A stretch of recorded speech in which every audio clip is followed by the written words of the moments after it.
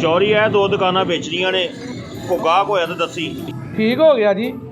ਤੇ ਮੰਗਦੇ ਕੀ ਜੇ ਆ? ਓ ਯਾਰ ਉਹ ਮਜਬੂਰ ਆਦਮੀ ਹੈ, ਉਹਨੇ ਕਰਨਾ ਮੁੰਡੇ ਦਾ ਵਿਆਹ। ਅੱਛਾ। ਫਸਿਆ ਏ ਇਸ ਟਾਈਮ, ਮੁਨਾਸਬ ਰੇਟ ਤੇ ਦੇ ਦੇਗਾ। ਕਮਿਸ਼ਨ ਮੈਂ 2% ਪੂਰੀ ਲੈਣੀ ਜੇ। ਉਹ ਮਿਲ ਜਾਏਗੀ ਹੋਂਗੂ ਬੰਗੂ। ਯਾਦ ਜੇ ਨਾ ਪਿਛਲੀ ਵਾਰੀ ਵੀ ਜੂਸ ਪਿਆ ਕੇ ਤੁਹਾਨੂੰ ਟੋਰ ਦਿੱਤਾ ਸੀ, ਮੈਂ ਕੋਈ ਬਾਂਦਰੀਆ ਨਹੀਂ ਕਿਰਾਏ ਤੇ ਦਿੰਦਾ। 1 ਮਿੰਟ ਠਹਿਰ ਜਾ, ਫੋਨ ਆ ਗਿਆ। ਸੁਣ ਲਵੋ। ਬੇਗਮ ਦਾ ਬੋਲੀ ਨਾ। ਹਾਂਜੀ ਸੋਹਣਿਓ, ਹੁਕਮ ਕਰੋ ਬਾਦਸ਼ਾਹ। ਇੱਥੇ ਬਾਜ਼ਾਰ ਵਿੱਚ ਹੀ ਆ, ਸਮੋਸੇ ਖਾਣੇ ਨੇ ਇਸ ਟਾਈਮ ਯਾਰ। ਸਮੋਸੇ ਚੱਲ ਮੈਂ ਪਤਾ ਕਰਨਾ ਵਾ ਸੋਹਣੇ, ਤੂੰ ਟੈਨਸ਼ਨ ਨਾ ਲੈ, ਮੈਂ ਪਤਾ ਕਰਨਾ ਲਈ ਆਉਣਾ ਵਾ ਯਾਰ। ਆਪਣਾ ਪਤਲੂ ਇਸ ਟਾਈਮ ਸਮੋਸੇ ਕਿੱਥੋਂ ਲੱਭਣਗੇ?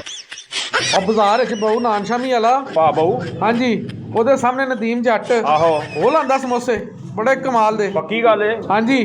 ਚਲਾ। ਮੈਂ ਤੇ ਨਾ ਭਾਈ ਬਹੂ ਕੋ ਨਾ ਸ਼ਾਮੀ ਕਬਾਬ ਹੀ ਲਾਈਓ। ਉਹ ਪਹਿਲਾਂ ਸਮੋਸੇ ਤੇ ਲੈ ਲੈਂਦੇ।